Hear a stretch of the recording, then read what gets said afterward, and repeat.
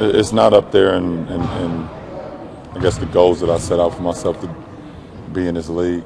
I definitely look at the list and saw the list and seen of all the guys that have played in this league and the number of guys that play in this league. It's definitely a select few.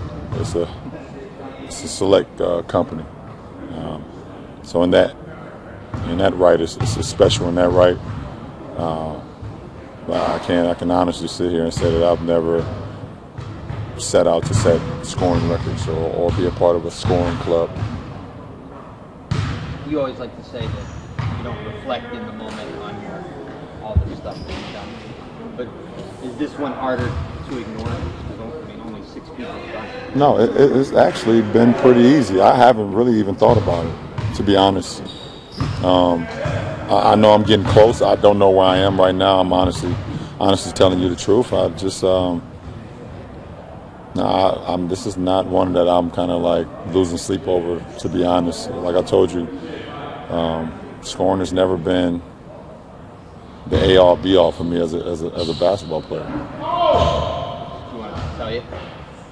Go ahead. 41. Be good. I could do it at home. So I got 2 games. So that'd be great to do it. Hopefully I don't do it tonight because my kids got school tomorrow. Hopefully I'll wait Saturday. They come to the weekend games, so that'd be pretty cool. Do you think it means anything to them? To who? The kids? No, absolutely not. They can care less. What do you do that you trust your kids? What do I do? What do they like about your basketball? They don't tell me. No, they don't tell me. They don't tell me.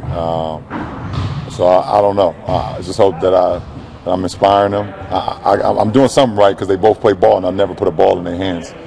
They both love ball. They watch ball. They play it on the video game. So, that part has definitely rubbed off on them. So, and anytime they go out in public when they're not with their parents, other parents come up to us and say, "You guys have wonderful kids." So, I can care less about what I do as a basketball player. It's what I do as a father. So, I'm happy with that. I saw you talked to Dwayne's son the other night. Yeah. And you posted about Shaquille O'Neal's son. How close did you track your peers' children and how they ascend through the sport? I only track the kids that I've known since they were born. I've known Sharif since he was born. I've known Shakir since he was born, the little brother of Sharif. I've known Zaire since he was born, Zion since he was born, Cayenne, Lil CP.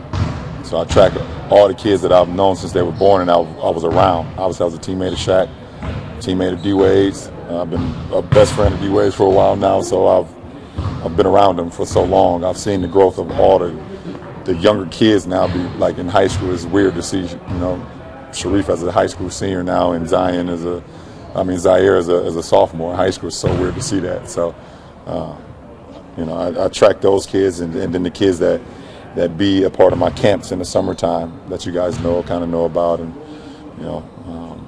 so. At some point, do they go from being a kid to being like, oh wow, this is a player? I mean, obviously you still have the connection to them as knowing them their whole life, but you start to look at them as a player. If they're, why wouldn't I? But at the end of the day, it's family first before basketball. That's what we all preach about, and protecting. It's a family thing, it's family ties, and we protect that over anything. So, basketball is always like secondary. If you love the game and you approach the game the right way, then the game is going to take care of itself for you. But it's always about taking care of your family throughout anything. You're a fierce competitor, LeBron, but what's it like being a basketball dad when you're sitting in the stands watching your boys play ball? It's a fine line. It's a fine line of how much you actually put into the game of watching the kids play or how mellow you are. So, it's challenging. Definitely when it's nothing you can do. You can just tell your son or tell the teammates what you see out on the floor, but they also have to do it. So, but it's pretty good just to be there and support, which is very limited, for me with our schedule and their schedule. But anytime I get an opportunity to watch, I love going. I was going to ask you, are the boys competitive? Yeah. competitive edge. Yeah. I mean, if you play the video game and you lose and you throw the joystick and break it, you're competitive. That's one of the things that I knew when I was a kid. When I lost and I couldn't get another joystick for a long time because I broke it, that's a competitive edge. Even though you didn't set out for the 30,000, is there a regular season scoring game that stands out to you above any others? That's something that stands out to you? I guess so. The game in Miami would stick out. I guess because I was just shooting the heck out of the ball that night. You know, I was pulling up from one step inside the half-court line, and every shot I put up felt like it was going in. So, I mean, that's just one off the top of my head, to be honest.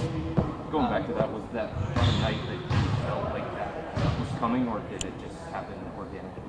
Nah, it just happens. It just happens. It's not like I'm not a player who sets out to say, okay, I need to dominate scoring. You know, for me, I mean, if you know my career, I try to dominate in all facets, rebounding, assisting, you know, defending, getting some block shots, chasing down some defenders. You know, I'm sprinkling some scoring as well. But I'm not, you know, when you categorize who I am as a basketball player, I won't say score. You know, it's too much more attributes to my game, and then you could talk about scoring as well. And you know, and I'm joining an elite company. When I walk into the 30-point club, they're going to look at me like, what are you doing here? I ain't supposed to be there. This is game number 44, I think. Yep. You played the first 43, so you're halfway home. Do you have any visions of, for the first time, going all 82? Nah, but I told you I want to play every game.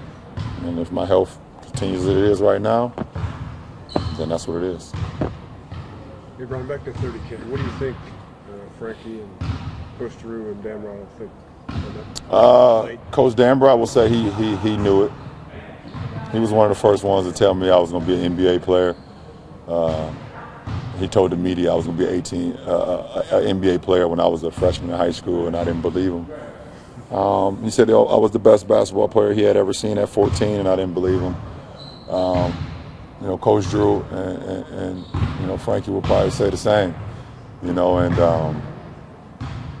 know, I just hope that I'm making them proud still. You know, they taught me the game. You know, Frank Walker introduced the game of basketball to me, taught me how to make a left-hand layup for the first time. And, I mean, now that's pretty much all I do in the paint a lot if I'm not dunking and shooting left-hand layups. So he taught me that. Coach Drew taught me what it means to have brotherhood and play for somebody and play with a meaning. And then Coach D stressed the competitive, like, you know, if you don't die for the game, then why are you playing it? And all those three coaches just basically just set me up the best way they could, and I've just tried to take advantage of it. So I hope I'm making them proud still to today.